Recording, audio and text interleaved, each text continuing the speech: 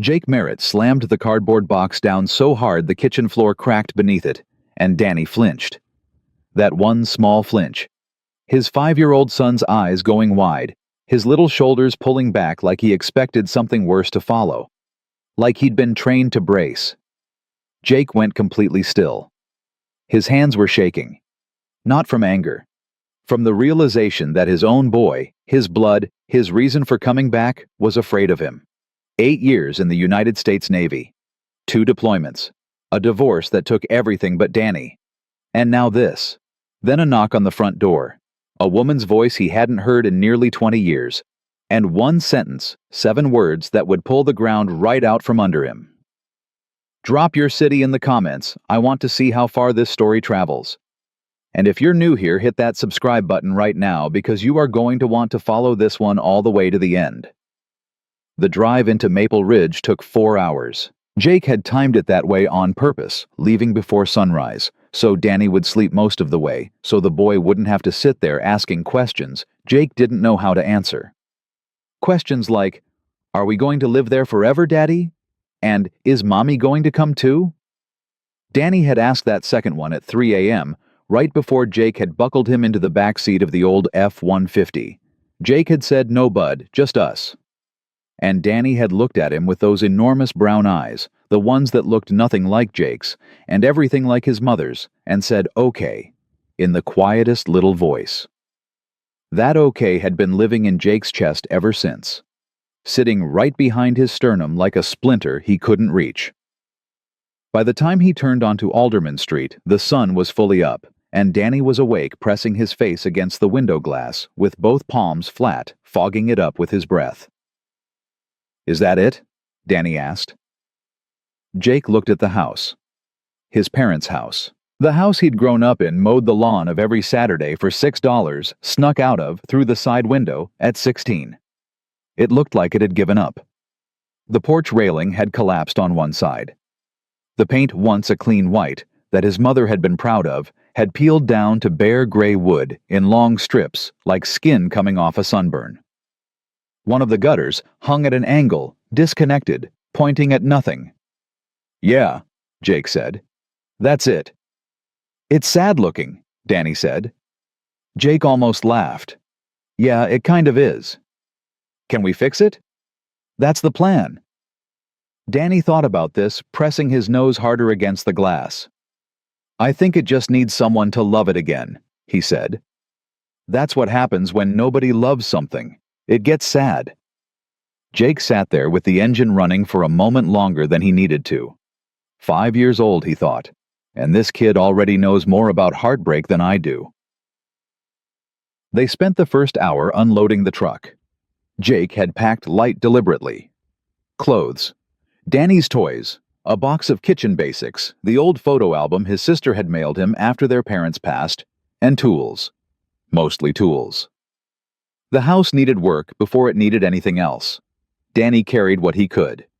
He'd made himself a system, one small box at a time, both arms wrapped around it, tongue pressed between his teeth in concentration. He took the job seriously. Jake watched him from the corner of his eye and felt something complicated move through him that he didn't have a word for. It wasn't happiness. Not exactly. It was something raw. Something that felt like standing at the edge of a cliff and wanting to jump, but not because you wanted to fall, because you finally, after years of standing still, wanted to fly. They'd been at it for about 40 minutes when Jake carried a heavy box of tools into the kitchen, set it down too hard on the worn linoleum, and the corner of the box punched straight through. The crack wasn't large, an inch, maybe 2. But the sound was sharp and sudden, a snap that rang through the empty house. And Danny flinched. Not a small, barely there kind of flinch, a full-body one. Shoulders up, chin down, arms pressed to his sides, eyes going wide and tracking immediately to Jake's face, reading him. Checking. Measuring the weather. Jake recognized it because he'd seen it before in places overseas where people had learned that sounds like that were followed by worse things. In people who'd been living under pressure so long that their nervous systems had rewired themselves around it. He had not expected to see it in his son. He stood there, hands still resting on the box, and didn't move.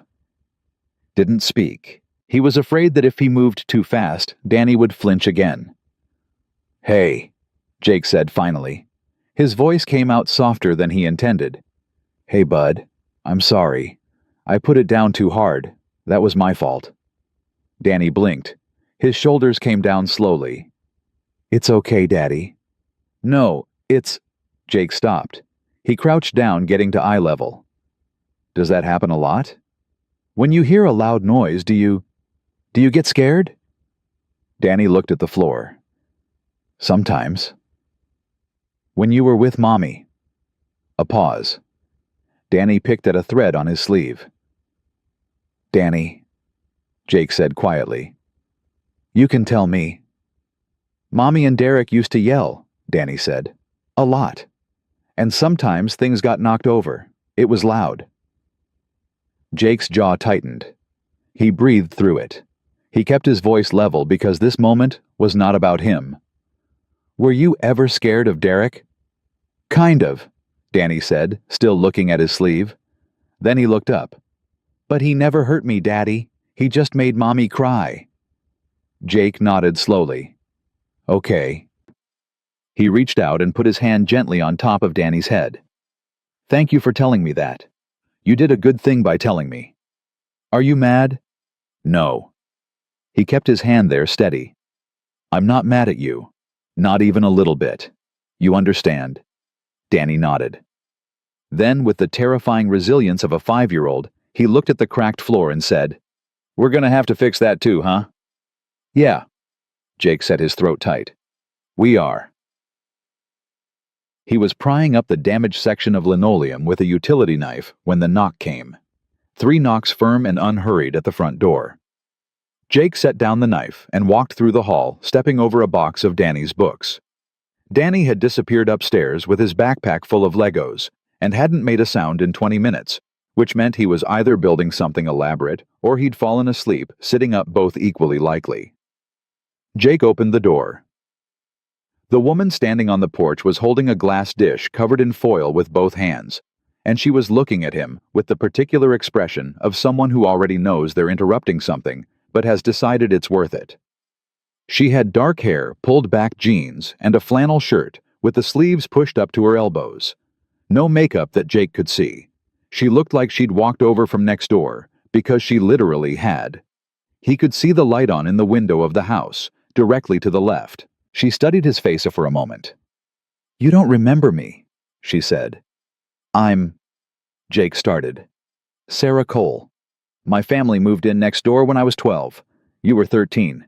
You used to throw a tennis ball against our fence until my dad asked you to stop, and then you did it anyway when he wasn't looking." Jake stared at her. Something moved in the back of his memory, hazy and distant. A girl with braids and a gap in her front teeth who used to watch him from the porch with unnerving patience, like a kid scientist observing something interesting. "Sarah," he said. "Yeah, I remember." Then automatically the Navy in him kicked in. "You look different." She raised an eyebrow. "I was 12. "Right. Sorry. I meant you look good. That came out wrong. I meant—" He stopped himself. "Thank you for coming over." The corner of her mouth moved. Not quite a smile, but adjacent to one. She lifted the dish slightly. "Lasagna. I figured you weren't going to have anything to cook with yet. And you've got a little one, right? I heard him earlier." "Yeah. Danny. He's 5. Jake took the dish from her. It was warm. Heavier than it looked. "You didn't have to do this." "I know I didn't have to," she said in a tone that was pleasant, but also completely unyielding, the tone of a woman who was used to people telling her she didn't have to do things she had already decided to do. "I wanted to. We're neighbors. It's just lasagna." He nodded. "Thank you." There was a pause. She looked past him briefly at the hall, at the boxes visible through the doorway, and her expression shifted not to pity exactly, but to something thoughtful and careful. "I heard about your folks," she said. "I'm sorry. They were good people." "Yeah." He hadn't expected that. He kept his face neutral the way he'd been trained to. "Thanks. I also heard—" She stopped, seemed to recalibrate. "Never mind. That's not my business." No, go ahead. She looked at him directly. Sarah Cole looked at people directly. Jake was already figuring out she didn't circle around things. I heard the divorce was hard.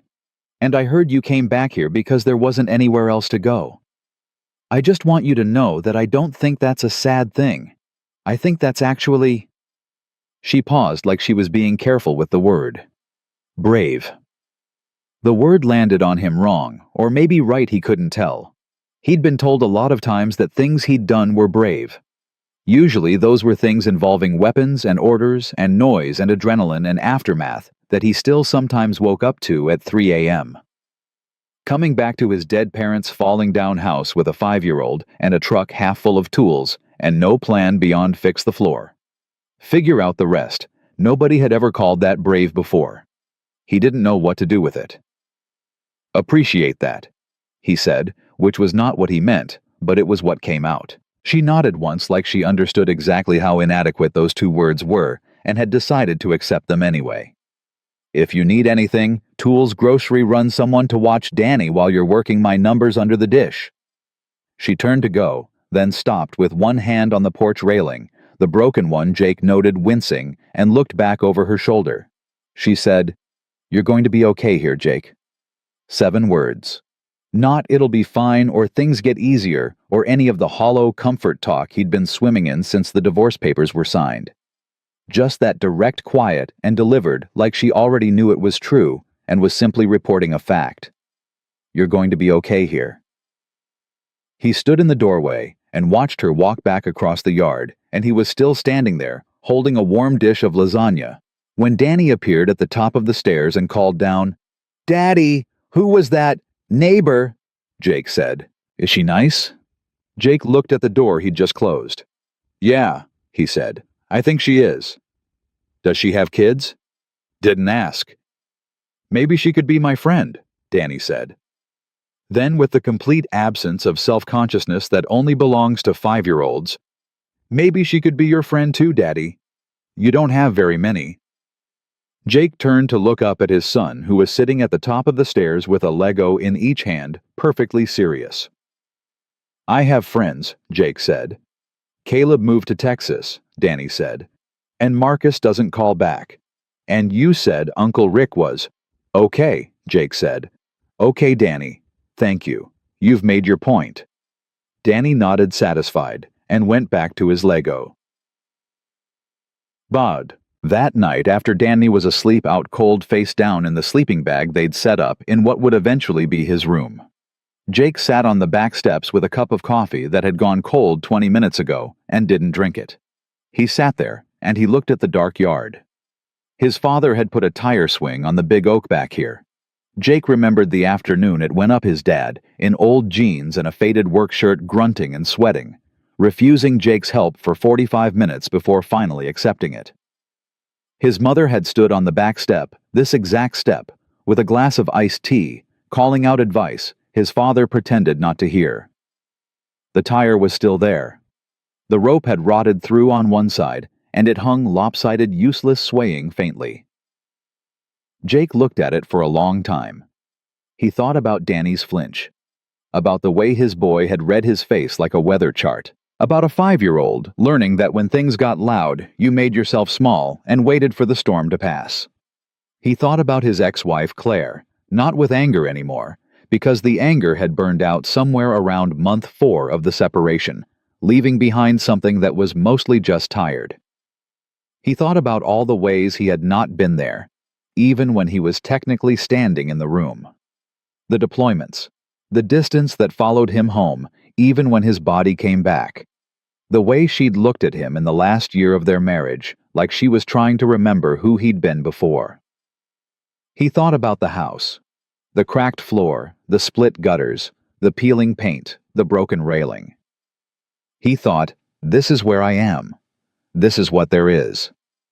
He was 41 years old. He had a son who was afraid of loud sounds, and a house that was falling apart, and a neighbor who had stood on his broken porch and told him without any particular ceremony that he was going to be okay. He hadn't believed many things in a while, but sitting there in the dark, cold coffee in hand with the sound of his son breathing upstairs drifting down through the open window, He thought maybe she was right. He got up off the step, went inside, found a notepad and a pen on top of one of the boxes, wrote 2 words at the top of an empty page: fix floor. Then underneath it, after a pause, fix railing. Then after a longer pause, a 3rd line: fix the rest. He didn't know what the rest was exactly. He suspected it was going to take longer than the floor and the railing combined. But he folded the note and put it in his shirt pocket and went to bed. And for the first time in longer than he could remember, he slept the whole night through. He didn't know yet what was building next door.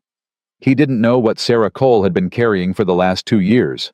What kind of damage a person could hide behind a steady voice and a warm dish of lasagna. He didn't know about Ray. He didn't know what Ray had done, or what Ray was still doing, or what Ray was going to do the moment he found out she had a new neighbor who used to be a Navy man. Jake Merritt slept the whole night through. He wouldn't get that chance again for a long time. He found the note in his shirt pocket the next morning. Fix floor. Fix railing. Fix the rest. He read it standing in the kitchen in yesterday's clothes and felt a brief private embarrassment, the kind that comes from catching yourself being sentimental. He folded it smaller and stuffed it back into his pocket, then put a pot of water on for oatmeal, because they were out of almost everything else. Danny came downstairs at 7:15 with a Lego spaceship in one hand and his shoes on the wrong feet. He stood in the kitchen doorway, looked at Jake, looked at the pot and said, "Is there lasagna left? For breakfast?" "It's food," Danny said, with the unassailable logic of a 5-year-old. Jake thought about it for exactly 2 seconds. "Yeah," he said. "Get a chair." They ate leftover lasagna at 7:15 in the morning, sitting across from each other at the old kitchen table that had belonged to Jake's parents, and Danny talked about his Lego spaceship the entire time, who flew it, where it was going, what kind of fuel it used, and Jake listened, and it was the best meal he'd had in months. That was how the first week went. Jake worked on the house during the hours Danny slept or played. He replaced the broken section of kitchen floor himself, running to the hardware store in town twice in 2 days for materials he'd miscalculated. He fixed the porch railing with new lumber, sealing it with 2 coats of weather finish that smelled sharp and clean in the autumn air. He patched the gutter, replaced 3 cracked windows, and discovered that the water heater was 12 years past its recommended lifespan, and running on what he could only describe as pure stubbornness. He added it to the list.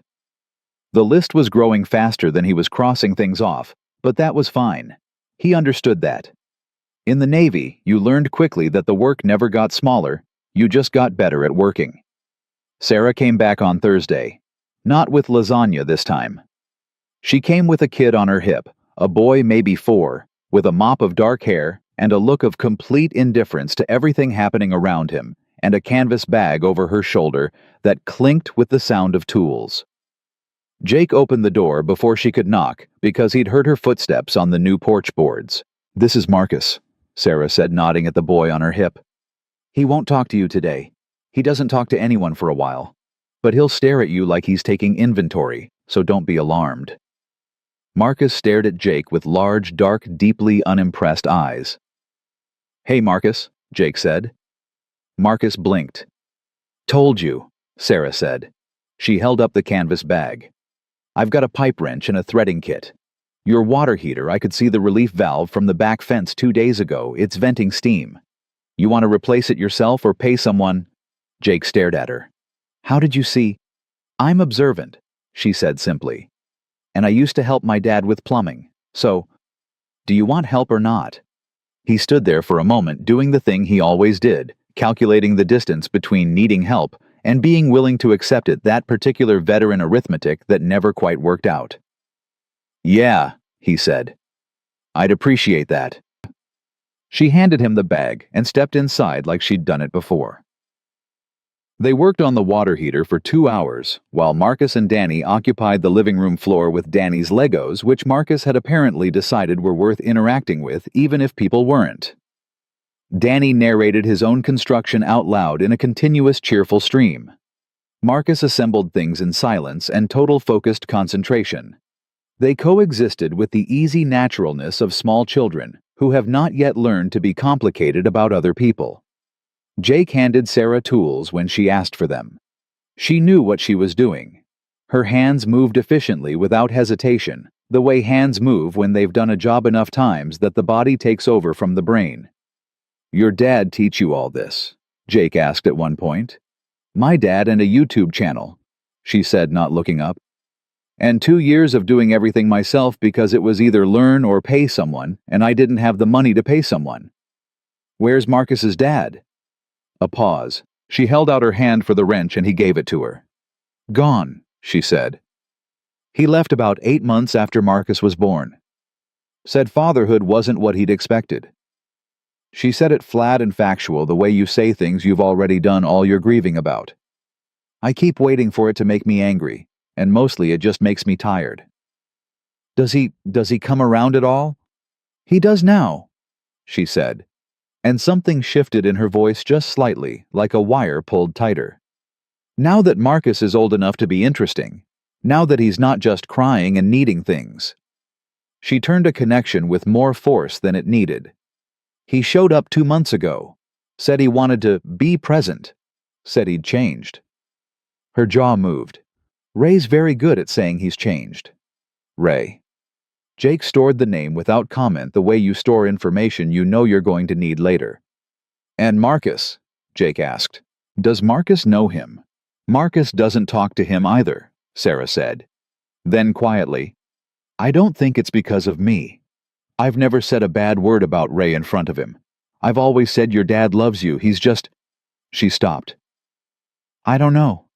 Kids pick things up. They feel things you don't say out loud." Jake thought about Danny and the flinch, and the way his boy had learned to read the weather on a man's face before the storm hit. "Yeah," he said. "They do." She looked at him briefly with an expression that said she understood the sentence had weight behind it, but she didn't push. She went back to the connection she was sealing. "He's going to be fine," she said, and Jake understood she meant Marcus, but it also felt like she might mean all of them. By the end of the second week there was a pattern. Sarah came by most evenings, sometimes with Marcus, sometimes alone, after her mother came to sit with him. She never arrived empty-handed.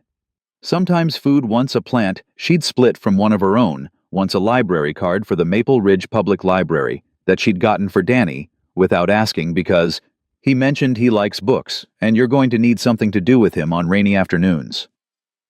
Danny had accepted her the way small children sometimes accept good people immediately, completely, and with an enthusiasm that bypassed every filter he might have had.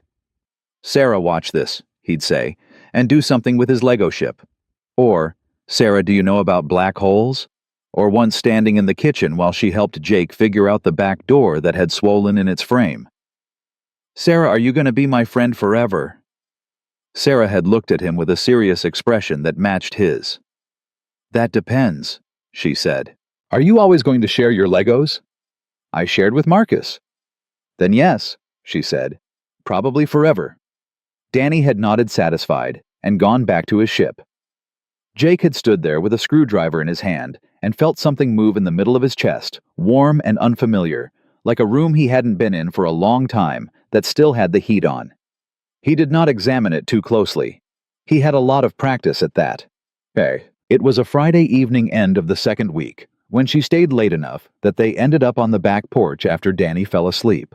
Jake had made coffee, real coffee, not the instant stuff he'd been running on, and Sarah sat in the old lawn chair he'd dragged out and set straight, her feet tucked under her, both hands around her mug. The night was cool. The tire swing moved slightly in the breeze, the frayed rope creaking. "That's a sad sight," Sarah said, looking at it. "My dad put it up when I was about 7, Jake said. "I've been meaning to take it down." "Don't," she said. He looked at her. "Put a new rope on it," she said. "Danny would love it." Jake looked at the swing again. He hadn't thought about it that way. He'd been looking at it as damage, as one more thing broken that needed either fixing or removing. He hadn't thought about what it could still be. "You do that a lot," he said. "Do what?" "Look at broken things and see what they could still be." She was quiet for a moment, looking at her coffee. I used to be an optimist by nature, she said. Then I spent a few years getting that beaten down. So now She thought about it. I'm an optimist by decision. It takes more work, but I think it sticks better. Jake turned his mug in his hands. How long were you and Ray together? She didn't seem surprised by the question. 4 years. Marcus came in year 2. A beat. I kept thinking it was going to level out. That the bad stretches were just stretches. That if I was patient enough, steady enough. She shook her head. He wasn't a bad man. I want to be honest about that. He wasn't someone you'd look at and see danger. He was charming. He was good company when he was good. Her voice got careful. He was just consuming. If you let him into your life, he took up all the air. Every decision, every plan, every thought you had eventually ran through him first, like you needed his approval to exist. She said it quietly, matter-of-factly, like she was describing weather. It took me a long time to recognize that as a problem. Because he never hit me. He never screamed. He just...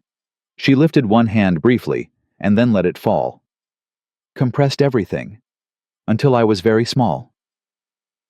Jake didn't say anything for a moment.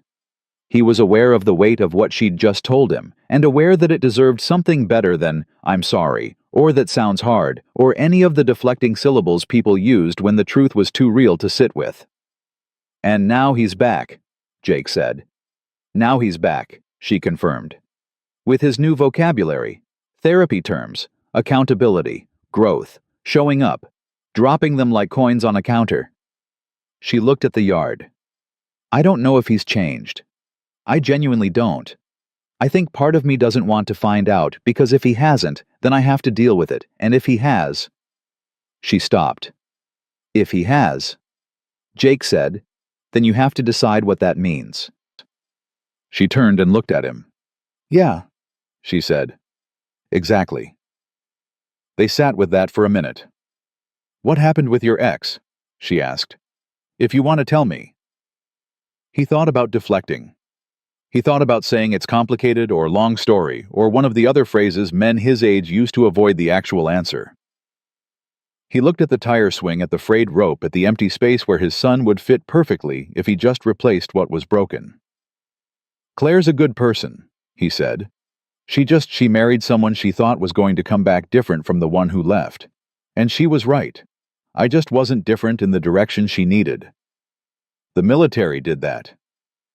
The military did some of it, he said, and some of it was already in me before I ever enlisted.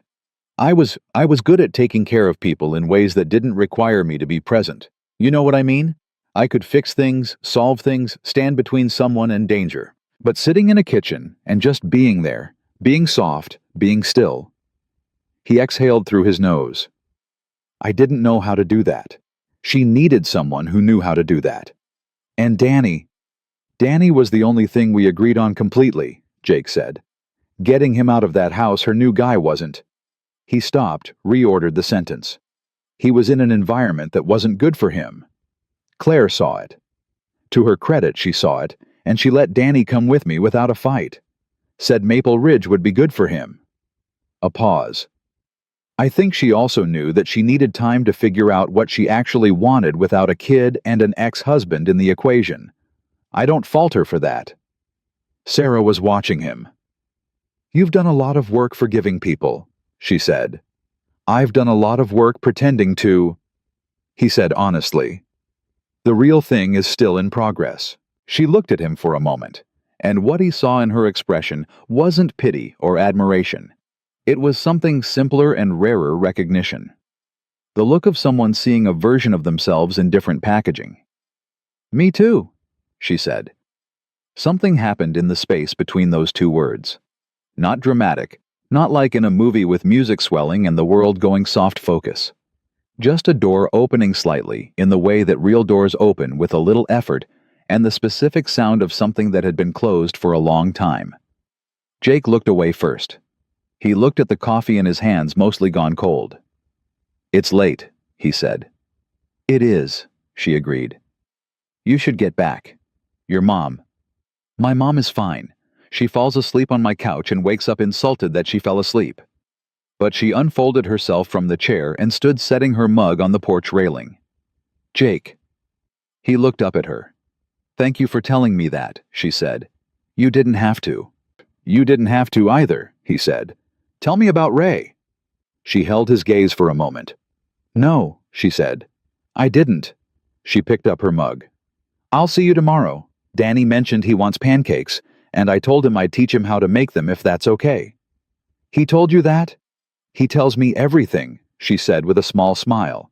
You might want to factor that in. She walked back across the yard through the gap in the fence they'd started leaving open, and Jake watched her go, the same way he had the first night standing in the same place, feeling something in his chest that had no clean name. He picked up both mugs and went inside. Upstairs, he checked on Danny. His son was on his back, with one arm thrown wide, and the Lego spaceship still loosely clutched in the other hand. His face was completely open in sleep, every wall down, every guard gone. Jake stood in the doorway for a long time. He thought, this is why I'm here. This is the whole answer. But somewhere below that thought, quieter, was another one he didn't quite let himself finish. Something about a woman who had called him brave, who had fixed his water heater, who had told him about being made small, who looked at broken things and saw what they could still be. He went to bed. He set the note fix, floor fix, railing fix, the rest on the nightstand where he could see it. He'd been thinking about the house when he wrote it. He was starting to understand it might have been about other things, too. Saturday morning, Danny was up before 7, standing at the top of the stairs in his pajamas, calling down, Daddy, Daddy, is it pancake day? Jake opened one eye. How do you even know what time it is? I don't, Danny said. Is it pancake day? It's... Jake checked his phone. It's 6:43 in the morning, Danny. That's almost 7, Danny said. That is nowhere near almost 7. Is Sarah coming? Jake put his face back into the pillow.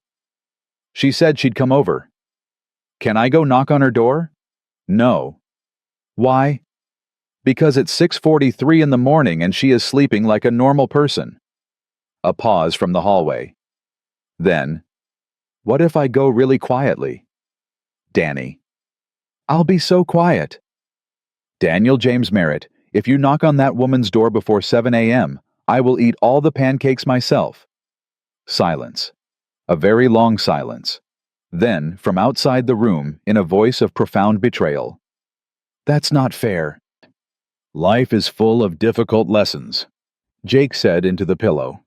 There was the sound of small feet returning to the other room, followed by the sound of Legos being excavated with unnecessary volume. Jake lay there listening to it, and then unexpectedly, without quite meaning to, he laughed. It started somewhere low, and came up quietly, and lasted only a few seconds, but it was real, and it was his, and it felt like something that had been locked in a box for a long time, suddenly remembering that it still existed. He lay there with the ceiling above him, and the sounds of his son's morning displeasure filtering through the walls, and he thought, okay, maybe. He didn't finish the sentence. But for the first time in a long time, he thought about finishing it. Pancakes happened at 8:15.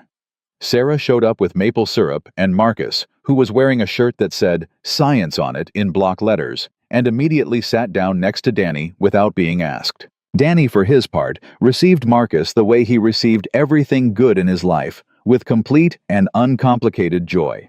Marcus, guess what, we're making pancakes, Danny announced, as if Marcus hadn't walked in through the same door at the same time and was therefore already aware of this. Marcus looked at the bowl Jake was holding. Then he looked at Danny. Then he held out his hand for the wooden spoon. Danny gave it to him instantly. No negotiation, no, but I wanted to stir, just handed it over because somehow these two kids had already worked out the entire architecture of their friendship without a single conversation that Jake had ever witnessed. He's been asking about Marcus all week, Jake said low while Sarah set the syrup on the counter. Same, she said. He woke up on Thursday, and the first thing he said was, "Can we go see the spaceship boy?" Jake watched the two of them lean over the bowl together, Marcus stirring with the focused authority of a scientist conducting a critical experiment, Danny hovering at his elbow, providing a constant stream of advisory commentary that Marcus had no reaction to whatsoever. "Spaceship boy," Jake said. "That's gonna stick." "Probably," Sarah said. She came to stand beside him, both of them watching the kids close enough that he could have shifted 2 inches to the left, and their shoulders would have touched. He was aware of the 2 inches. He thought she might be too. She handed him his coffee, which she had poured without asking, because by this point she knew where the mugs were and how he took it. "Thank you," he said. "Don't mention it," she said. Outside, a car he didn't recognize turned slowly onto Alderman Street. Yet, he didn't think about the car until an hour later when the pancakes were done and the kids were on the living room floor with what appeared to be every Lego Danny owned, and Sarah and Jake were washing up at the kitchen sink. The knock came hard. Not 3 firm knocks like Sarah's first visit. This was 4 knocks evenly spaced, deliberate, in the way that certain men knock on doors they believe they have a right to knock on. Sarah stilled. It was a small thing, just a fraction of a second where her hands stopped moving in the soapy water. Jake caught it the way he caught things quietly storing it without reaction. "You expecting someone?" he asked. "No," she said. But her voice had changed, thinned slightly. Like a sheet of ice you'd been walking on that had just given a little warning creak beneath your boot. The knock came again. Sarah turned off the faucet, dried her hands with a controlled, deliberate movement. "I should get that," she said. "It's my door," Jake said. She looked at him and something passed over her face. Not fear exactly, but the close cousin of it, the version that lives in your body after fear, has been a regular visitor for long enough. "It might be Ray," she said. "He knows I come over here." "Okay," Jake said. He set down the dish he was holding, dried his own hands, and walked to the front door. He opened it. The man on the porch was about Jake's height, maybe 2 inches shorter, with the kind of build that suggested he'd been athletic once and kept the shoulders, but let the rest go soft. Dark jacket, nice watch. He had a face that was arranged pleasantly easy smile, easy eyes. The kind of face that photographed well at family events and made older women at church say he seemed like such a nice young man.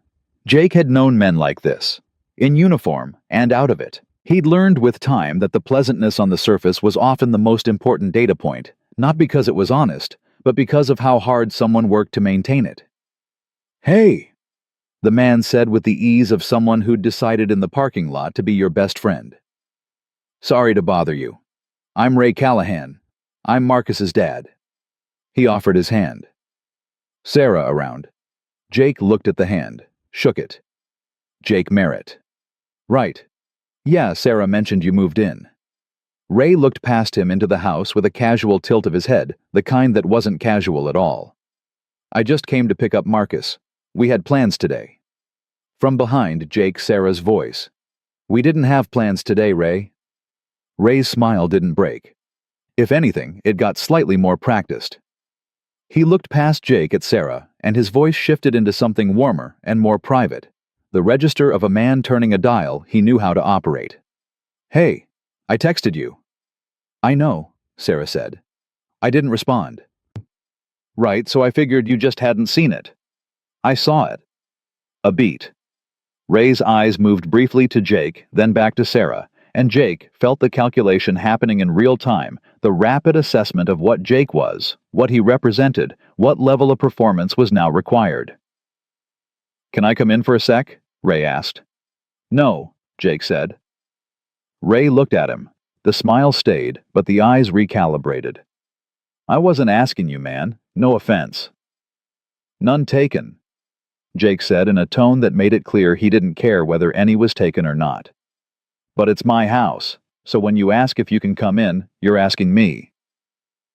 The silence that followed lasted about 4 seconds, which in Jake's experience was about how long it took certain kinds of men to decide what they were dealing with. Ray's smile came back a half-watt dimmer. "Fair enough," he said with a laugh that was meant to sound good-natured and landed about 2 degrees off. "Look, I just came to see my son, that's all." Marcus is fine, Sarah said. She'd come up behind Jake's shoulder close enough that he could feel her steadiness. She was working at it. He could hear that, but she was holding it.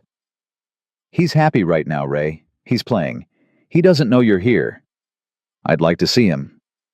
You can see him on your scheduled days. Sarah. His voice dipped, got quieter, intimate in the way that weaponizes intimacy. Come on, don't do this in front of... He gestured vaguely at Jake. In front of my neighbor, she said. My neighbor who I'm having breakfast with. You can say it out loud, Ray. That's allowed. Ray looked at Jake again, and this time the pleasantness was thinner, like paint on rust. You two are close, he said. He said it with no particular inflection, which was exactly the point. We're neighbors, Jake said. Right. Ray nodded slowly. Right. He put his hands in his jacket pockets, casual, unbothered, doing a very good impression of a man who was casual and unbothered. I just think you know for Marcus's sake it's a little confusing. For a kid that age, seeing his mom spending so much time at a neighbor's house. You know what I mean? Jake was quiet for a moment. In the Navy, there were situations where the right response was speed and force. And there were situations where the right response was stillness, where you went completely quiet and let the other person run out of room. Let them hear the silence and fill it with whatever they were afraid of. He went quiet now. Ray's smile flickered. I'm not trying to cause trouble, he said. I'm just saying as Marcus's dad, Sarah said, and her voice was steady now, all the way steady, no cracks, no ice. You can call me and schedule a visit through the app, like we agreed, like the lawyer said. A pause. If you'd like to see Marcus, I'll tell him you're here. That's your choice. But I'm not going to stand here and listen to you suggest that what I do with my time or who I spend it with is something you get a vote on. We are not together, Ray. That's over. You don't get to manage me anymore. Ray said nothing for a moment. His jaw moved once. He looked at Jake, a long, reading look, the kind that was meant to be unsettling, and then he looked back at Sarah. I've changed, he said quietly.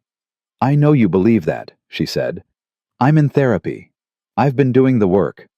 I'm glad for you, she said. I mean that. And Marcus deserves a present, healthy father. If that's what you're becoming, that matters. But it doesn't change the schedule, and it doesn't change this conversation. Another long pause. Ray looked at his shoes. Then he looked up with an expression that was meant to look like acceptance, and looked to Jake like the calculation of a man moving his pieces to a different part of the board. All right, Ray said. He backed up one step on the porch. All right, Sarah. He looked at Jake with the smile back in place, the one that said, we understand each other. You and I, we're both men here. Nice to meet you, Jake. Jake said nothing. Ray nodded once, like Jake had said something agreeable, and walked back down the path toward his car. Jake watched him until the car was gone. Then he turned and looked at Sarah. She was staring at the middle distance, with her arms crossed over her chest, not tight, not defensive, just holding herself together the way you hold something that isn't broken, but might be if you let go too soon. You okay? Jake asked. She breathed out slowly through her nose. I'm fine, she said. I've gotten better at that. You were solid, he said. You didn't give him an inch. He's very good at finding the inches anyway. She uncrossed her arms, looked at Jake. Thank you for not moving. I wasn't going anywhere, he said. She looked at him for a moment. No, she said. I could tell. From the living room, Danny's voice. Daddy, Marcus figured out how to make the hyperdrive work. Come look. The moment broke, the way good moments do, gently without damage. Jake called back, Be right there. Sarah laughed, quiet and involuntary, the kind that sneaks out before you can decide whether this is the right time for it. She covered her mouth, briefly, shook her head. Hyperdrive, she said. Kid's been working on it for a week, Jake said. Does it actually work? By his engineering standards, absolutely. She smiled, a real one this time, not the steady, careful one she wore around Ray, but the relaxed one, the one that changed her whole face. Jake noticed the difference. He'd been noticing the difference for a couple of weeks, and was starting to think that was information he needed to do something about. Except every time he approached the thought directly, it moved to one side, like a door he hadn't decided to open yet. He went to look at the hyperdrive. It did not technically work. But Marcus and Danny had clearly decided it worked, and so it worked. Ray came back on Tuesday. Jake was in the front yard replacing 2 of the porch steps when he heard the car. He knew it before he saw it, knew the specific slow crawl of someone coming down a residential street at 10 miles an hour, looking for something without wanting to look like they're looking. The car stopped in front of Sarah's house. Ray got out with his phone to his ear, talking to someone. He glanced at Jake, nodded once. Jake didn't respond. Ray stood in front of Sarah's house for 20 minutes on the phone, visible from the street, visible from Jake's porch. He wasn't trying to hide it. That was the point. He was establishing presence the way certain animals establish territory, not with aggression, but with simple, sustained visibility. I am here. I will continue to be here. This is where I belong. Sarah's front door didn't open. After 20 minutes, Ray got back in his car and left. Jake finished the porch steps and went inside and sent Sarah a text. He was outside your house for 20 minutes, just so you know. Her response came back in less than a minute, I saw. Thank you. Then a moment later, I'm sorry. He stared at that last message for longer than it deserved. I'm sorry. She was apologizing to him for Ray's behavior, taking it on herself, redistributing his weight onto her own shoulders, the way people do when they've been trained long enough that other people's messes are their responsibility to clean. He typed back, don't apologize, not your mess. A longer pause this time. Then, I know. I'm working on that. He put the phone down and looked out the kitchen window at the gap in the fence between their 2 yards. He thought about Ray standing in the street with his phone performing nonchalance at 10 miles an hour. He thought, I've been in enough situations to know when one is developing. The question was what he was going to do about it. Okay. What he did was say nothing and stay close. He didn't make it obvious. He wasn't the kind of man who performed protectiveness, who squared up and made declarations and filled rooms with his own concern. He'd been trained to be useful, not decorative, so he stayed useful. He fixed the latch on Sarah's back gate because she'd mentioned it was sticking, and a stuck gate meant she couldn't get out fast if she needed to. He gave her his number under a contact labeled Next Door and told her to text him anytime, no reason required. He started leaving his front porch light on at night because the street was dark at that end, and he could see her path between the houses from his kitchen window. None of it was dramatic. None of it announced itself. Sarah noticed. He could tell she noticed the way quiet people notice things, not by saying anything directly, but by the particular way she looked at him sometimes when she thought he wasn't looking, like she was trying to figure out what category to put him in. He wasn't sure he had a category. He wasn't sure she did either.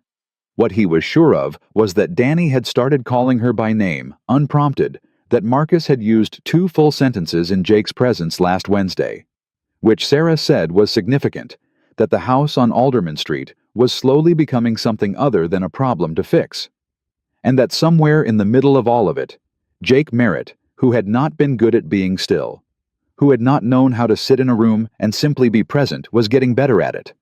He was practicing on a 5-year-old and a woman who fixed her own plumbing and a 4-year-old who stared at him like a scientist. And it was working. That terrified him more than anything else. Chapala. The Saturday of the 3rd week it rained. Hard, continuous rain that made the world go gray and close and quiet. The kind of rain that keeps children inside and makes houses feel either oppressive or like shelter, depending on what they are to you. Jake was on the floor of what was going to be Danny's real bedroom, finally laying down the new floorboards he'd been putting off when Sarah knocked and let herself in through the back door, the way she'd taken to doing, calling out, "It's me," so Jake wouldn't come around the corner wrong. He appreciated the announcement more than he'd told her. She came upstairs with Marcus on her hip and Danny trailing behind her eating crackers, and she stood in the doorway of the half-finished room and looked at the floor he was laying. "You do good work," she said. "I've had practice," he said, fitting the next board. "This is probably the 5th floor I've replaced. 3 on deployment, don't ask, and my sister's kitchen in Richmond 2 years ago. Your sister's still in Richmond. She is. He tapped the board into alignment. We talk on Sundays. She's been on me to bring Danny out for Christmas. Are you going to? He looked up at her. I was thinking about it. Danny's never spent Christmas anywhere but... He paused. He spent last Christmas at Claire's mom's place. I had 36 hours of leave. He went back to the board. I want to do it right this year. What does right look like? She asked. He thought about it. Really thought about it, rather than giving the reflex answer. Tree, he said. Real one. Cookies, probably. I'll have to learn. Stockings. A reason to wake up excited at 5 in the morning. He glanced over at Danny, who was now attempting to share a cracker with Marcus, who was examining it with scholarly doubt. Something that feels like... He stopped. Like home, Sarah said. He looked at her. That's what you were going to say, she said, quietly. Not pressing, just completing the sentence he'd run out of nerve for. Yeah, he said. That's what I was going to say. The rain hammered the roof above them. In the doorway, Danny had finally persuaded Marcus to try the cracker. Marcus chewed it with the expression of a man conducting a formal taste test. It would be nice, Sarah said after a moment, to do Christmas like that. She said it to no one in particular. To the room, maybe. To the rain. Jake kept laying boards and didn't say anything, because he didn't trust what would come out if he opened his mouth. But he was smiling at the floor, and he was fairly certain she could see it. And he was fairly certain she was letting him think she couldn't. Ray came back on Friday night. It was past 9. Danny was asleep. Jake had just turned off the porch light and was heading upstairs when he heard the raised voice from next door. Not loud, not yelling, but the kind of tight, pressured voice that carries through walls when someone is trying hard to be controlled and losing. Ray's voice. Jake stood at the bottom of his stairs. He listened. He heard Sarah's voice lower, steadier, giving nothing the voice of a woman who had been in this conversation before and knew exactly how it went and was refusing to go where it was trying to take her. Then a different sound. Something hitting a wall or a counter, not thrown, not smashed, just put down with too much force, the way a man registers his displeasure without technically doing anything wrong. Jake was at his back door before the sound finished. He crossed the yard in 8 steps, went through the gap in the fence, and knocked on Sarah's back door 3 times. Silence from inside. Then the door opened. Sarah stood there. She was composed, completely composed, except that her left hand held flat against her thigh was shaking very slightly. Jake, she said. Hey, he said. Calm, level. Danny had a bad dream. I was wondering if you had any of those crackers, the ones in the blue box. It was the first thing he could think of. It was not a good lie. She looked at him. She knew it wasn't a good lie. He knew she knew. Yeah, she said. Come in. He stepped into the kitchen. Ray was standing on the other side of the island with a glass of water, the performance of composure fully reloaded. He looked at Jake with an expression that said he understood exactly what the crackers were. Jake, he said pleasantly. Ray, Jake said. The 3 of them stood in the kitchen, and the room was very quiet, and Jake put his hands in his pockets and didn't go anywhere. Ray set down his glass. He looked at Sarah. Whatever he saw there, her stillness, Jake's presence, the precise arithmetic of the room, he made a decision. I'll call you tomorrow, Ray said to Sarah. You don't need to, she said. He picked up his jacket from the back of the chair. He nodded at Jake, the same nod as before, the one that was supposed to communicate mutual masculine understanding. Jake still didn't return it. Ray left through the front door. They heard his car start. Sarah let out a breath that started somewhere in the floor and moved through her entire body on the way out. She set both hands flat on the kitchen island and leaned on them, her head dropped forward. Jake stood where he was. He didn't move toward her, and he didn't step back. He just held the space the way you hold a space for someone who needs room to come back to themselves. After a moment, she lifted her head. Her eyes were dry. She looked at him and she said, "That wasn't about crackers." "No," he said. "It wasn't. She looked at him for a long moment, really looked at him the way she had that first day on the porch, direct and unhurried, like she was reading something she wanted to understand fully before she closed the book. Then she said, "Thank you for coming." "I heard the wall," he said. "He didn't hurt me." "I know," Jake said, "but I heard the wall." She held his gaze. Her hands were still on the island, still pressed flat, but they weren't shaking anymore. "I'm so tired," she said. Not dramatically, just factually, the way you say something that has been true for a very long time. "I'm so tired of being managed, of being handled, of someone deciding how much of my own life I get to have." Jake said, "You don't have to do this alone." She looked at him. "I mean—" He stopped, started again. He was not a man who said these things easily, and she needed to know he meant it, not that he'd just grabbed the nearest available comfort sentence.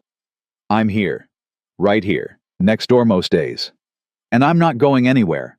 I'm not saying it to—" He exhaled. "I just want you to know that you've got someone in your corner who is not going to leave because it gets complicated. I've been complicated. I know what it costs when people leave." The kitchen was very quiet. Sarah straightened up. She looked at him with the expression he couldn't quite name, the one that wasn't pity or admiration, but the thing between them that was more honest than either.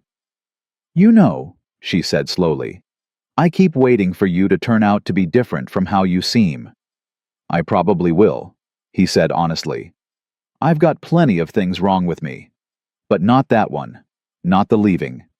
She nodded slowly, like she was filing it somewhere important. "Okay," she said. "Okay. Okay," she said again, steadier now. "I believe you." And in that kitchen, with the rain finally stopped, and the quiet of a sleeping street around them, Jake Merritt stood in the place he had started learning to be still present, accounted for, and understood that something between them had moved past the edge of maybe without either of them saying a single word about it. He stayed another 20 minutes. They didn't talk about Ray. They made tea and talked about Danny's new school enrollment, which was happening Monday, and whether Marcus would do better next year in the pre-K program across town, and whether the oak tree in the back had Dutch elm it didn't. They were probably both wrong about the diagnosis. Neither of them was an arborist. He walked back through the gap in the fence at close to 11. He checked on Danny, who was sleeping hard and peaceful, arm thrown wide, spaceship on the pillow beside him. Jake went to bed with the particular feeling of a man who has stood on the edge of something large and real and not run from it. For him, that was new. For him, that was everything. Monday came the way Mondays do, without asking. Jake was up at 6, which was late for him, but early for the occasion. Danny's first day at Maple Ridge Elementary had been on the calendar for 2 weeks, circled in red marker on the paper calendar Jake had bought at the dollar store, because he'd decided his son needed to see time as something physical, something you could touch and count down to and feel move beneath your hands. Danny had been asking about it every day since Jake circled it. Now that it was here, he sat at the kitchen table in his new jeans and his sneakers with the Velcro tabs because he wasn't quite on laces yet. And Jake had decided that was a battle for November, and he was not eating his cereal. He was moving it in slow circles with his spoon, watching it the way people watch things they're not actually seeing. "You okay?" Jake asked. "What if nobody talks to me?" Danny said. "Somebody will talk to you. What if I don't know what to say back?" "You always know what to say. You haven't stopped talking since you were 3. Danny considered this with the gravity of a much older person. "That's at home," he said. "Home is different." Jake sat down across from him. He put both forearms on the table and leaned in the way he did when he wanted Danny to understand he was getting his full attention. "You know what I did on my first day in the Navy," he said. Danny looked up. "What?" "I sat in a room with 40 guys I'd never met, and I didn't know a single one of them. And I thought, I'm going to be invisible here. Nobody's going to know me. Nobody's going to care." "What happened?" "Guy next to me asked if I had a pen," Jake said. "I gave him my pen, and by lunch he'd introduced me to 6 other guys, and 2 of them are still people I'd call right now if I needed something." Danny thought about this. So, I should bring extra pens. Jake smiled. You should bring yourself. That's enough. Danny ate 3 spoonfuls of cereal, working through the philosophy of it. Then, will you walk me in? That's the plan, bud. All the way in, not just to the door. All the way in, Jake said. First door, second door, right to your classroom. You point me where to go. Danny straightened slightly. He liked being the one who knew where to go. Okay, he said. Okay, I think I'm ready. He wasn't entirely ready. He held Jake's hand in the parking lot with both of his, and he slowed down 3 times in the hallway, and Jake slowed down with him, without comment. But by the time they reached the classroom and the teacher crouched down and said, You must be Danny. I've been looking forward to meeting you. Something unlocked in his small face. A boy at the craft table looked up and said, Do you like Legos? Danny turned to Jake with an expression of someone who has just received confirmation of a long-held theory. Go, Jake said quietly. I'll be here at 3. Danny went. Jake stood in the hallway for a moment after the classroom door closed, listening to the sound of his son's voice beginning to unspool on the other side, already answering, already animated, already becoming himself in a new room. He walked back to the truck and sat in the parking lot for a few minutes longer than he needed to before he could make himself start it. Sarah was leaning on the fence between their yards when he got back, coffee in hand. Still in her work clothes, she was a project coordinator at a small architectural firm in town, Tuesday through Friday, 9 to 3. She worked from home on Mondays. How'd do? She asked. Better than I did, Jake said. She smiled. How'd you do? I held it together until the parking lot, he said. Then I sat in my truck for 4 minutes. 4 whole minutes, she said. That's respectable for a first drop-off. My mother called me from the parking lot of Marcus's daycare and cried for 8 minutes. I timed it. Did you cry? She looked at him with an expression of great dignity. I cried in the car on the way home where no one could see me. That doesn't count. He laughed. She laughed. It was the easy kind, the kind that comes from being around someone long enough that funny things don't need setup. He came and stood on his side of the fence. She stayed on hers. They drank their coffee looking at the backyard, where the tire swing hung on its new rope. Jake had replaced it Saturday morning, and Danny had spent 40 minutes on it before dinner, dragging his feet in the leaves, completely silent and completely happy in the particular way that swings make children happy. Ray called this morning, Sarah said after a while. Jake kept his eyes on the swing. What did he say? He apologized for Friday night, said he'd overstepped. She wrapped both hands around her mug. He said it very well. He's always had a gift for the well-crafted apology. But he also said very gently, very reasonably, that he thinks Marcus is getting confused. About you. About what you are to us. She paused. He said it with concern. The way he says most things, full of concern for everyone except the person his concern is directed at. What did you say? I said Marcus was doing fine. I said Marcus smiles more than he has in months. Her jaw moved slightly. And I said that what my neighbor is to me is my business, and his scheduled visits with Marcus are his business, and those are 2 separate things. Jake nodded slowly. He pushed back on that. He said he was just trying to protect Marcus from getting attached to someone who might not be permanent. She said the word permanent, flat the way you repeat a word back, that was meant as a weapon. I told him that was a conversation for our next co-parenting check-in, not a Friday night in my kitchen. Good, Jake said. She looked at him sideways. It bothers me that I'm having to defend. She stopped. I'm not explaining myself right. What bothers me isn't Ray, not exactly. It's that I catch myself thinking maybe he has a point. Maybe it is complicated for Marcus. Maybe I'm making decisions that affect my son without thinking them through. Are you? She was quiet for a second. I don't think so, she said. Marcus is better. He's talking more. He ate dinner 3 nights in a row without a fight last week. He slept through the night Tuesday and Wednesday. She said it like a woman who had been counting these things because she had learned they were worth counting. Whatever this is being over here, having Danny having you, it's not hurting him. It's helping him. Jake said, then Ray doesn't have a point. He has an agenda. She looked at him directly. I know, she said. I know that. I just have to keep choosing to know it because he's very good at making me doubt. She exhaled. He always was. That was always the thing. The doubt or the certainty. The doubt he planted, she said. And then the certainty he offered as the solution. The message was always, the world is confusing and complicated, and you can't trust your own read on things, but you can trust me.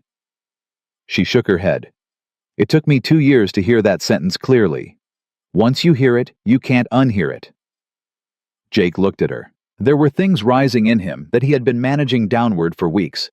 Things that weren't casual, weren't neighborly, weren't the simple warmth of proximity and shared circumstance. He'd been pretending they were manageable. Standing on his side of the fence had started to feel like a decision he was making deliberately rather than a default. He was 41 years old. He'd spent most of his adult life being trained to assess a situation clearly and act on what he found.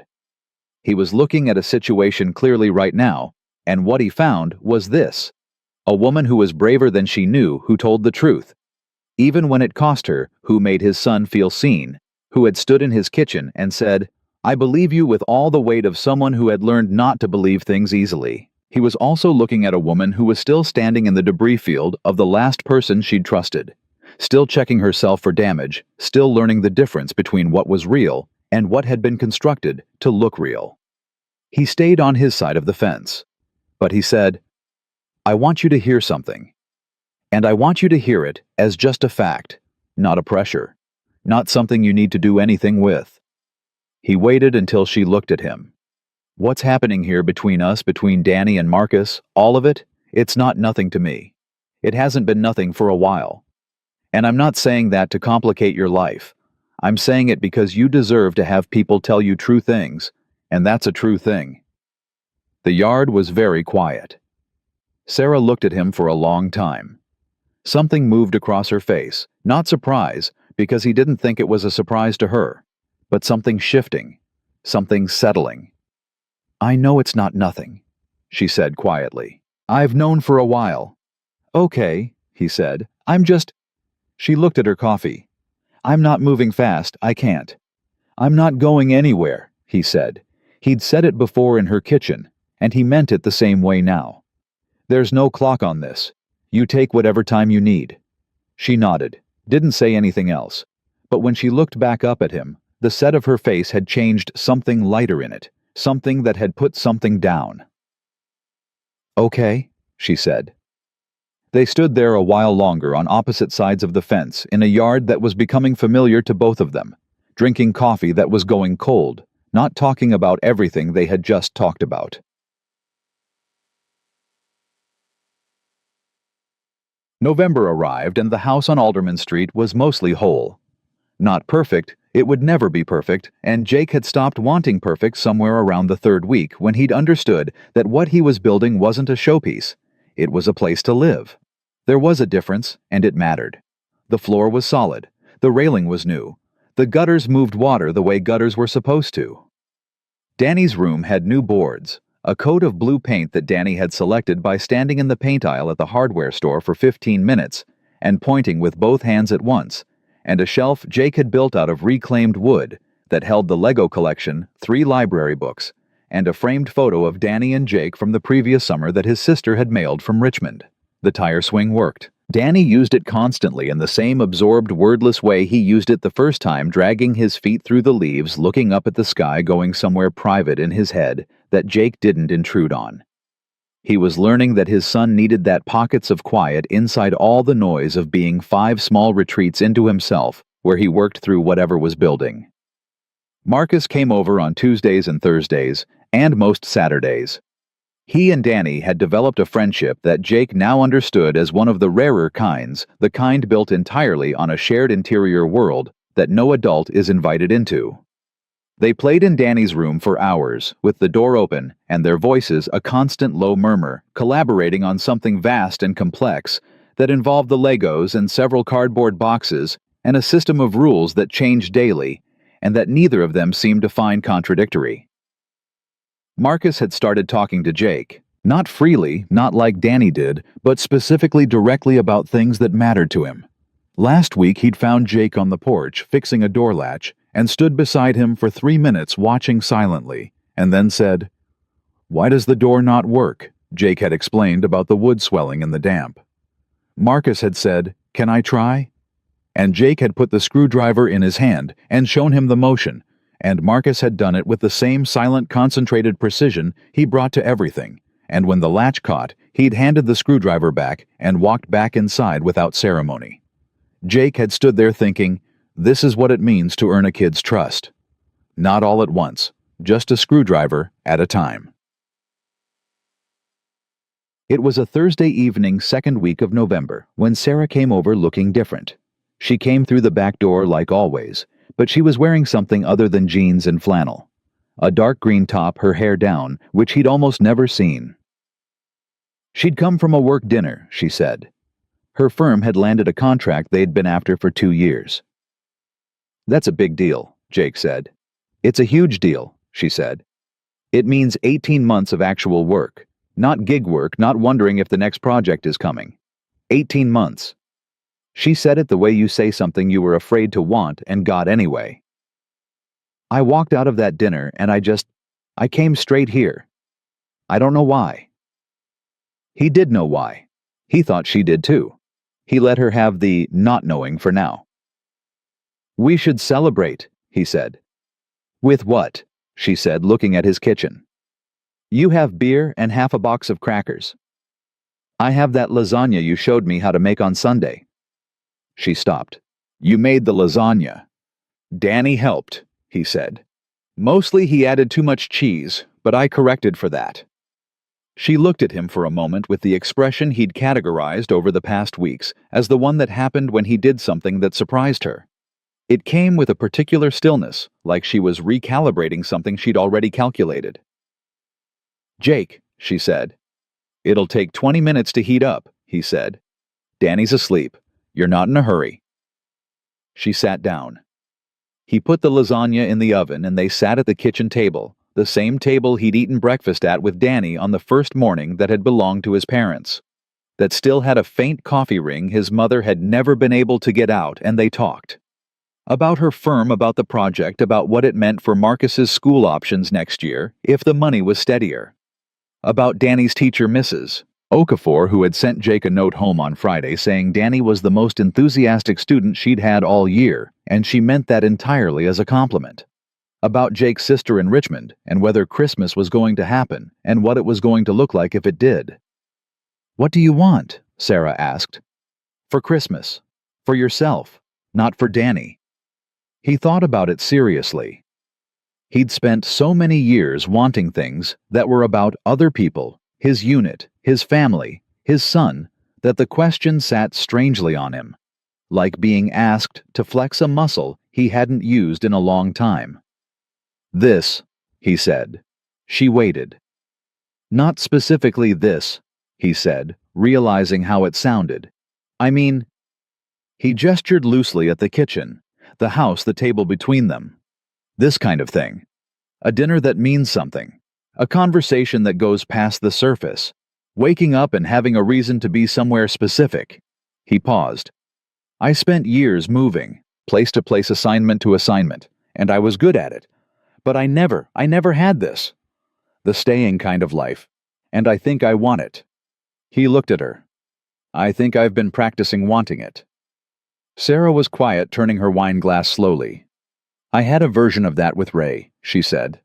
"Or I thought I did. He was very good at the idea of it, the table, the dinner. All of it." She looked up.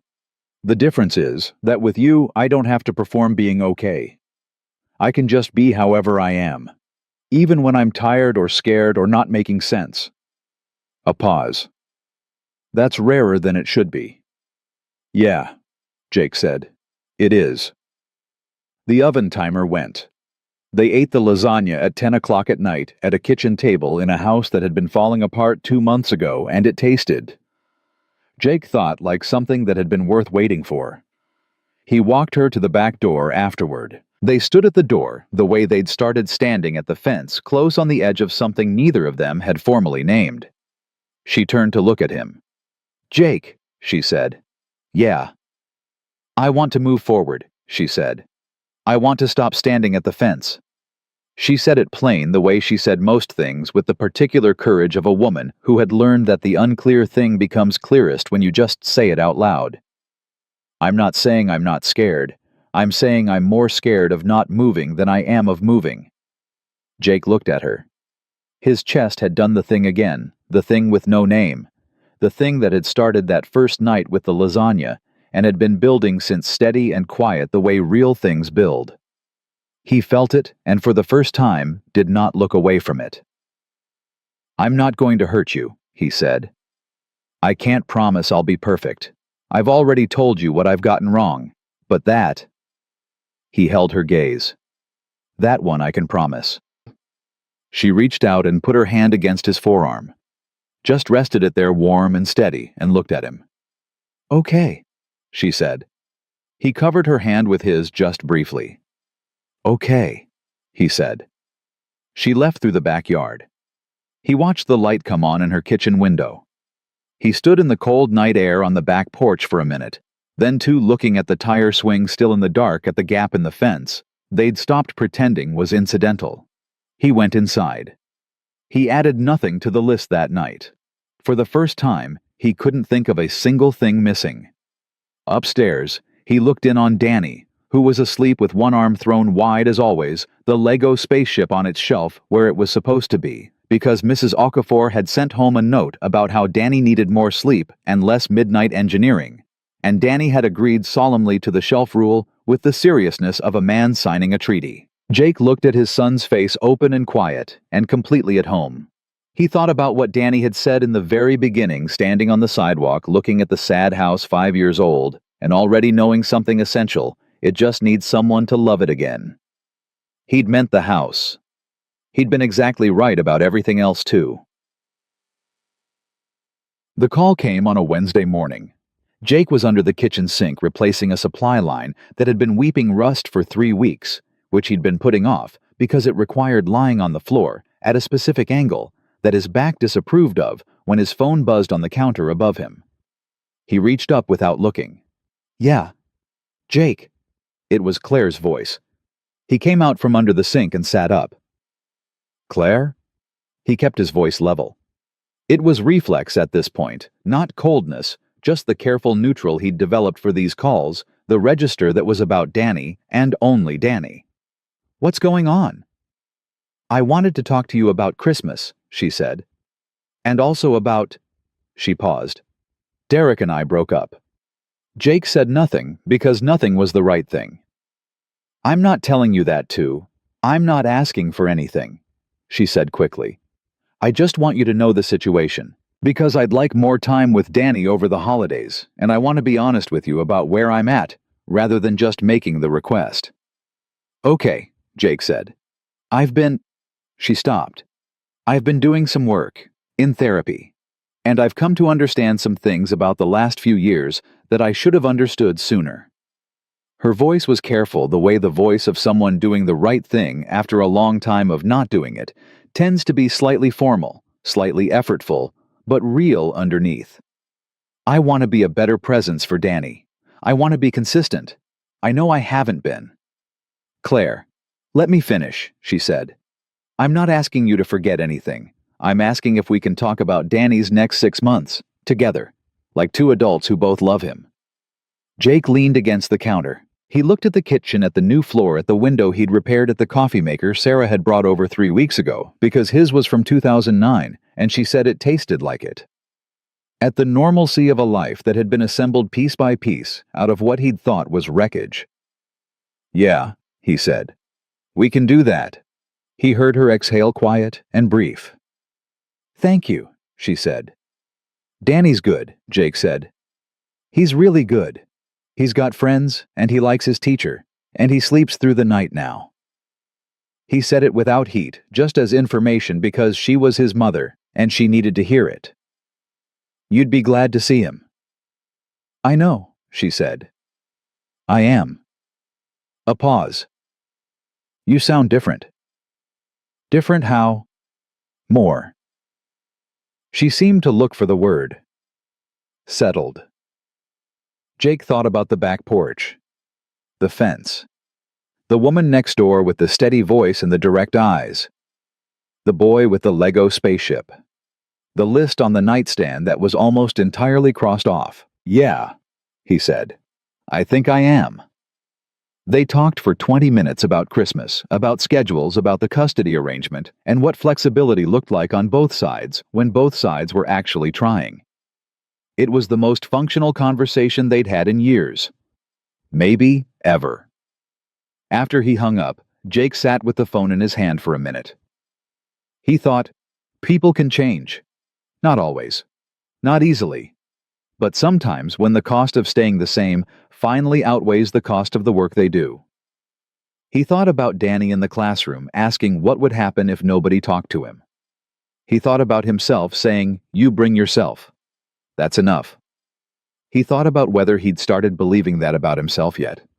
He got back down on the floor, finished the supply line, turned on the water, and it ran clean and steady through the pipe. No rust, no weeping, just water doing what water was supposed to do when you fixed what needed fixing. He lay there for a moment, looking up at the underside of his mother's kitchen sink in the house he'd grown up in and walked away from and come back to and taken apart and put back together, and he thought, this is what the rest looks like. Fix floor, fix railing, fix the rest. One by one, and not always in the order you planned, and not always looking like what you'd imagined, but solid, real, yours.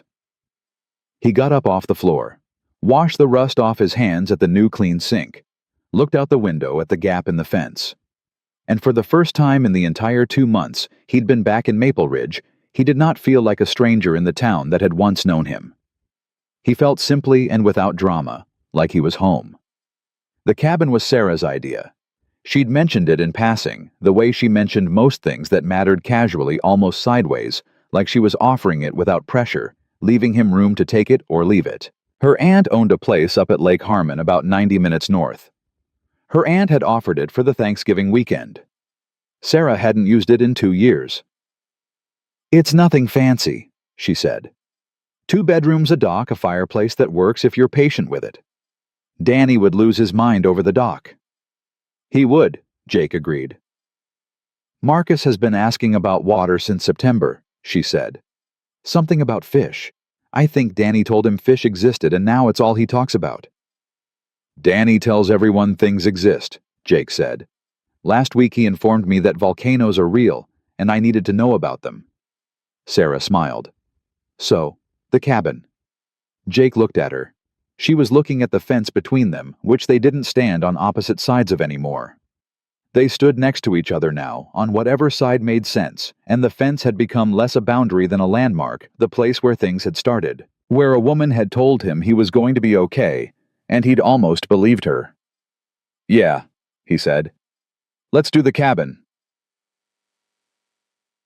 They left the Friday of Thanksgiving week before 8 in the morning, which meant Jake was up at 5:30 packing the truck, and Danny was up at 5:45 because Danny had radar for events, and by 6, Marcus had materialized at their back door in his coat with a small backpack that had a fish on it, which nobody had told him to pack, but which he'd apparently prepared independently.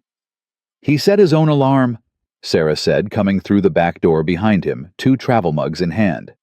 She looked at Jake with an expression of exhausted wonder. He has never set his own alarm in his life. Fish, Marcus said by way of explanation. Fish, Jake confirmed, taking one of the mugs. Absolutely. Danny immediately took Marcus by the arm and began explaining at length the entire system of lakes in North America and what kinds of fish lived in which ones. Marcus walked alongside him with the focused attention of a student in an important lecture. They got in the back seat together without being asked and were quiet for the first 10 minutes of the drive, which meant they were deep in something private, which meant the drive was going to be fine. Jake drove. Sarah sat in the passenger seat with her feet tucked up under her, which was how she sat when she was comfortable, and she had a paperback she'd been trying to read for a month and never actually read because they always ended up talking. She didn't read it now either. They talked about the town, about a diner on Main Street that had apparently been the best breakfast place in Maple Ridge for 40 years, and that Jake had not yet been to. About Sarah's project at work, which had moved into its second phase and was going better than expected. About Mrs. Okafor, who had sent home a second note about Danny, this one, saying he had organized the other students into a group project on space exploration that she hadn't assigned but had decided to count for extra credit, because the quality of research was, in her words, borderline alarming for a first grader. "He gets that from somewhere," Sarah said. "Not from me," Jake said. "I hated school." "You read 3 books last month." "That's different. I chose those." "Danny chooses his," she said. "Every single one." Jake thought about this. "His mom was like that," he said. "Claire. She read constantly, always had 3 going at once." He said it without weight, just as a fact. The easy way you talk about someone when you've finished grieving the version of things you'd wanted and made peace with the version of things that actually were. "He's got her brain and my stubbornness. God help everyone." Sarah laughed. From the back seat, Danny said, "What's funny?" "Nothing, bud," Jake said. "Watch for the lake. You'll see it from the highway." 3 minutes of silence. Then Danny, with the precision of a sonar system, "I see it." Marcus looked up from whatever he'd been drawing on Danny's hand with a ballpoint pen and looked out the window. His face did something that it did rarely, and that Jake had come to understand as his version of delight, a stillness that got softer rather than harder, like a door opening very quietly instead of slamming. "Fish," Marcus said. "Fish," Danny confirmed. Jake caught Sarah's eye for just a second. It was nothing. Just a glance. The ordinary glance of 2 people in the front seat of a truck reacting to something the kid said. Except that it carried in its half-second everything that had accumulated over the past 3 months, all the mornings on the back porch, all the evenings in the kitchen, all the conversations that had gone past the surface and not come back. The fence, the wall, the cracker lie, the lasagna at 10 o'clock at night. "I'm more scared of not moving than I am of moving." He kept his eyes on the road, but he was smiling. The cabin was what Sarah had said. It was nothing fancy, entirely sufficient, the kind of place that asked nothing of you except that you be present in it. Danny declared it perfect before he'd finished getting out of the truck.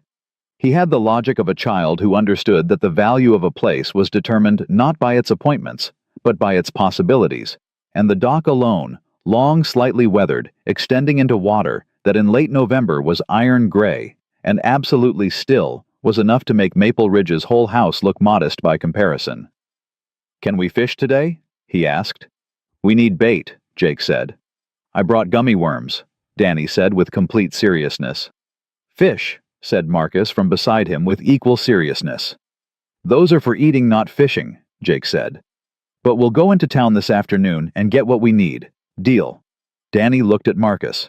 Marcus looked at Danny. Some silent agreement was ratified. "Deal," Danny said, speaking for both of them. They got settled in, and then all 4 of them walked down to the dock before lunch because the kids couldn't wait, and honestly, neither could Jake. He stood at the end of the dock with both boys beside him. Sarah a half step back and looked at the lake. It stretched flat and wide, the trees on the far bank stripped bare for November, their reflections broken and moving in the shallow current. Danny slipped his hand into Jake's without looking, the automatic way he'd done since he was old enough to reach. Marcus, after a moment, took Sarah's hand in both of his. Nobody said anything. Jake stood at the end of a dock at a lake in November and held his son's hand and thought about where he'd been standing a year ago. A year ago, he'd been in a 2-bedroom apartment in Virginia Beach with boxes he hadn't unpacked and a visitation calendar that had felt like a sentence rather than a plan. He'd been waking up at 3 in the morning to sounds that weren't there. He'd been diminished. That was the word he had landed on in therapy, which he'd started quietly in October because Sarah had mentioned she'd started going again, and he'd thought, if she can do that, I can do that. He'd been diminished, not broken, not lost, but made smaller by years of pressure, that had no release carried in a body that didn't know what to do with itself when the mission was over. He was not diminished now. He was standing on a dock in November, holding his son's hand, and the water was gray and cold, and it was the most alive he'd felt in years. "Daddy?" Danny said. "Yeah. I love it here." "Me too, bud. Can we come back?" Jake looked at Sarah. She was looking at the water, but he caught the slight turn of her head, not quite looking at him, but aware of him looking. "Yeah," Jake said. "I think we can come back." Yet, Thanksgiving dinner happened at the cabin table, which was too small for 4 people and was therefore exactly right. Jake had called his sister Rachel the week before and gotten their mother's stuffing recipe, which had taken 20 minutes, because Rachel insisted on explaining not just the recipe, but the history of every ingredient and 3 specific Thanksgiving memories that Jake had not asked for and was glad to have. He made the stuffing. Sarah made the turkey, which she did in a way Jake had never seen spatchcocked. She called it laid flat in the pan, ready in 90 minutes, and Jake had stood in the kitchen watching her work with the feeling of a man witnessing competence in its natural habitat. "Where did you learn to cook like this?" he asked. "Necessity," she said. "Same place I learned everything else." "You're going to have to teach me more." "You made the lasagna," she said. "Danny made the lasagna. I supervised." "Danny is 5. If he can make it, you can make it." "Danny also thinks gummy worms work as fish bait," Jake said. "So I'm not sure he's the standard to measure against." She turned and looked at him with the smile, the real one, the one that changed her whole face, and he thought not for the first time, and not for the last, there it is. That's the thing. They ate at 4 o'clock with the table pushed against the window so they could see the water, and the boys ate more than Jake would have predicted, and less than they claimed to need. And Danny announced halfway through that this was the best Thanksgiving of his entire life, which was statistically a small sample, but delivered with the authority of a man who had done comprehensive research. "Even better than last year?" Jake asked. "Last year was at Grandma Helen's," Danny said, meaning Claire's mother. "She had carpet in the kitchen." "That's a deal breaker," Sarah agreed, nodding gravely. "It's very impractical," Danny confirmed. Marcus, who had eaten all of his stuffing and was now leaning against Sarah's arm in the way he did when he was tired, and letting himself be tired without fighting, it said, "I want to come back here." Everyone looked at him. He said it so rarely, wanting something out loud. Sarah put her arm around him.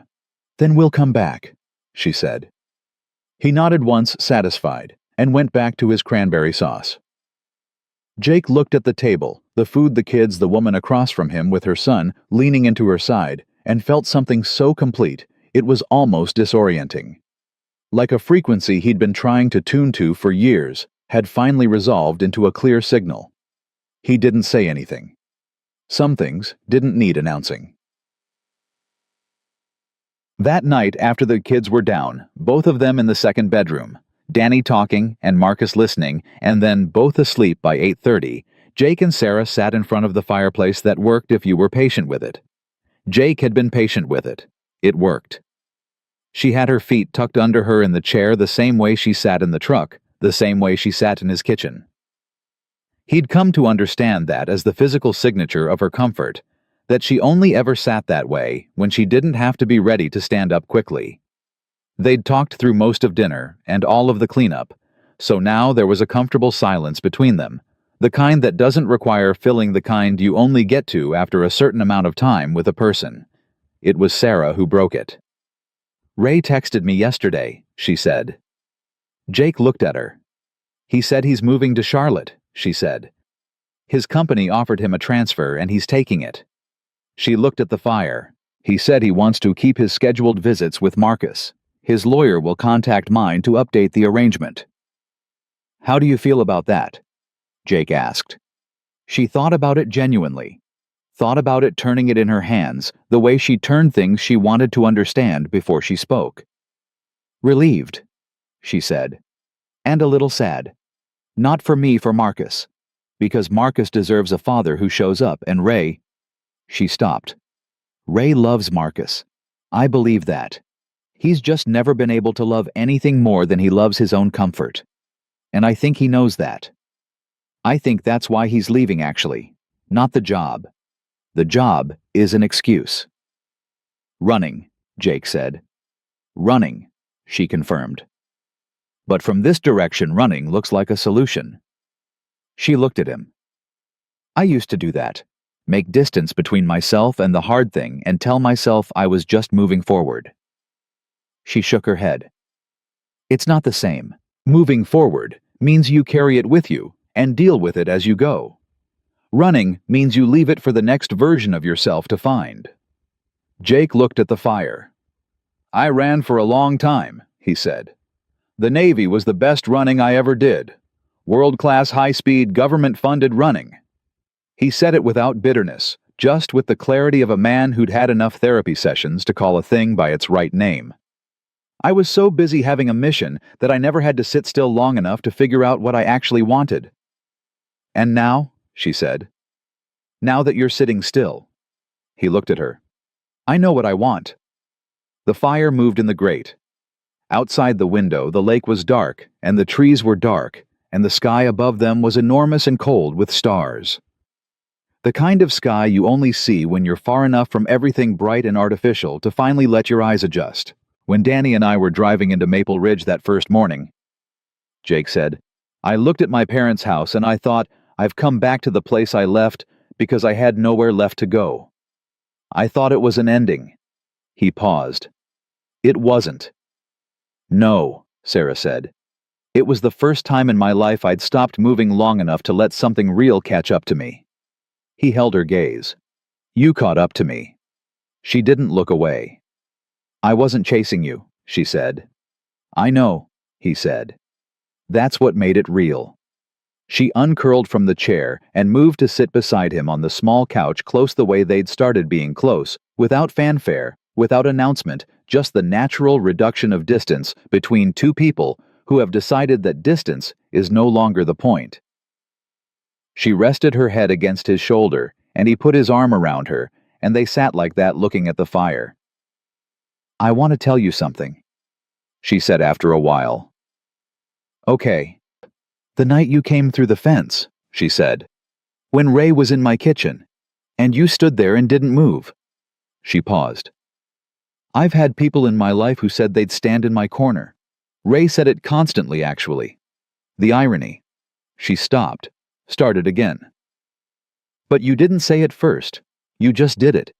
You came through the fence and you stood there, and you were so completely calm, and I thought... She lifted her head slightly to look at him. I thought this man is not performing for me. He's just here. Jake thought about that. About all the years he'd been trained to perform strength, perform certainty, perform the version of himself the situation called for. He'd been so good at it for so long that he'd forgotten there was another option.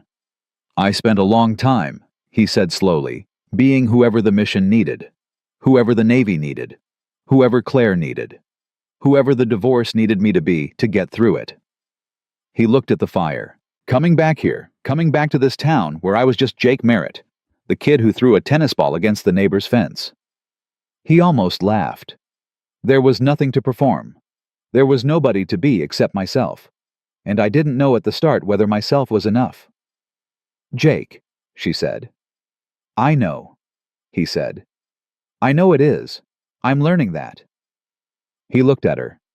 You helped with that, just by accepting the actual version, not asking me to be more solid or more certain or more healed than I was. She was quiet for a moment. Then, you did the same for me. You let me be frightened and careful and slow without making me feel like a project. You're not a project, he said. You're a person. Ray treated those as the same category, she said. After a while I started to also. You're not, he said again simply. You're exactly enough. She settled back against his shoulder. The fire had found its rhythm, now steady and even putting out real heat. They sat there as the night moved around the cabin, quiet, in the particular way of people who have said the necessary things and don't need to keep filling the space where they were. They drove back to Maple Ridge on Sunday. The boys slept most of the way, Danny in his corner of the back seat. Marcus in his, their heads tilted toward each other by degrees, until somewhere around the 40-minute mark, they were leaning together without either of them having chosen it. Jake drove.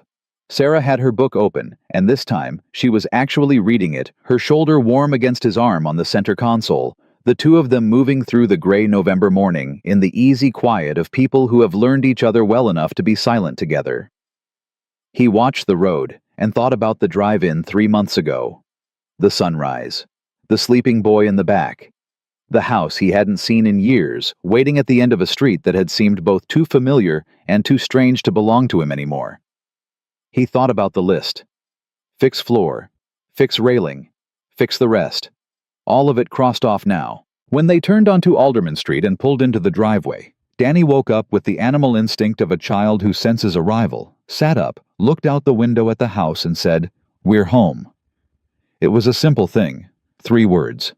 The kind Danny said 20 times a day without weight or significance. This time Jake felt it all the way through. We're home. Not we're back or we're here, but home. As in, this is the place. This is the one. He turned off the engine and sat for a moment. Sarah looked at him. "You okay?" she said. "Yeah," he said. He thought about it more carefully. "Yeah, I really am." She looked at him the way she'd looked at him on the first day on the porch reading him. Then she nodded once and reached for the door handle. They unloaded the truck. Marcus helped carry the bags he could manage, and Danny directed the operation with the authority of a field commander who had definite opinions about which box went where. Sarah and Jake worked around each other in the way they'd learned wordlessly efficient. No need for instruction, the choreography of 2 people who had spent enough time in each other's spaces to know how to move in them. When everything was in, Danny sat down on the new porch steps. Solid steps Jake's work built to last, and started taking off his shoes. Marcus sat beside him. The two of them were already talking in low voices about whatever the next chapter of their private world was going to be. Jake stood on the porch and looked at the street. Maple Ridge on a Sunday afternoon in late November. The elm tree across the street had lost all its leaves and stood clean and bare against the sky. Mrs. Patterson, from 2 houses down, was walking her ancient beagle the same route she walked him every day, the same pace, the same precise turn at the corner. The community center up the block had its lights on for the afternoon youth program. The hardware store on Main was closed on Sundays, which Jake had found annoying at first, and had since come to appreciate as a sign that some things still moved at a human pace. He'd been afraid of this town. He hadn't admitted that to himself until recently, but it was true. He'd been afraid of coming back to the place where everyone knew the younger version of him, the version that had left without much explanation, and made a life somewhere else, and then had that life fall apart. He'd expected to feel the weight of other people's knowledge of him, expected to feel diminished by the gap between who he'd thought he'd become and who he'd actually turned out to be. Instead, the town had done something unexpected. It had let him start over. Quietly, without ceremony, the way small towns sometimes do not, by forgetting what they knew, but by deciding that what was happening now mattered more than what had happened before. The hardware store knew his order, Mrs. Okafor knew his son's name and his son's potential. The woman next door had looked at him in the full knowledge of his damage and said plainly that he was going to be okay here. He had not understood that first day that she was already part of the reason why. Sarah came out the front door behind him and stood beside him on the porch. She'd changed into her flannel, the sleeves pushed up, and she had 2 mugs of coffee. She'd started a pot the moment they got inside, which was what she always did. She handed him one. "Thank you," he said. "Don't mention it," she said. It was what she always said. He had come to understand that "don't mention it" was not dismissiveness. It was Sarah's way of saying, "This is not a favor. This is not an exchange. This is just what people who care about each other do." He'd learned that about her the way he'd learned most things about her, slowly, by paying attention, by standing still long enough to actually see. She stood beside him, and they looked at the street, the same way they'd looked at the yard from the back porch 100 evenings side by side, not needing to fill everything with words. Behind them, Danny's voice. "Marcus, guess what we have to put up the Christmas tree next weekend?" Marcus. "Is it big?" Danny. "It's gonna be so big." Daddy said we can get a real one. Marcus after a pause. I want to put the star on. Danny without missing a beat. You can put the star on. Jake turned his head and looked at Sarah. She was already looking at him. He had spent the better part of a year believing that his life had run out of road, that the things he'd wanted and lost were simply the price of being the kind of man he'd been, and that what was left was smaller, quieter, less than what he'd imagined for himself when he was young, and hadn't known yet what it cost to be wrong. He understood now that he'd been looking at it backwards. This was not what was left. This was what it had been building toward, all of it the long way round. The mistakes and the distance and the damage and the slow, uncertain work of coming back.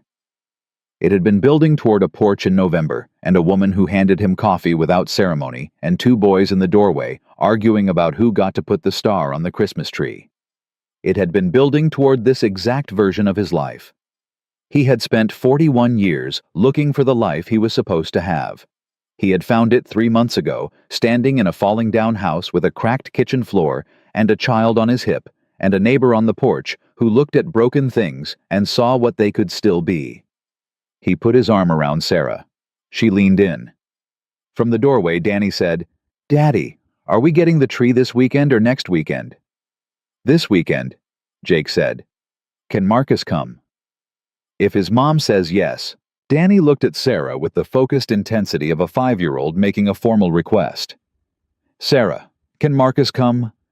She looked at her son, who was standing in the doorway of a house that was not his, in a town that was becoming his, next to a boy who had been his best friend for 3 months, and counting with the expression of a small scientist waiting on an important result.